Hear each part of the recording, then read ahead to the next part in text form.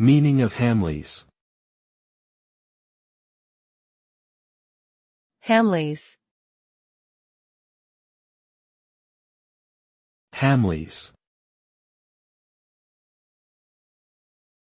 Hamleys. Hamleys.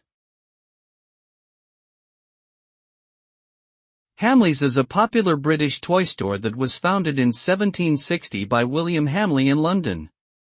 It is one of the oldest and largest toy stores in the world and has become an iconic destination for families, children, and tourists alike. With its flagship store located on Regent Street, it has since expanded across the UK and internationally with stores in Europe, Asia, and the Middle East.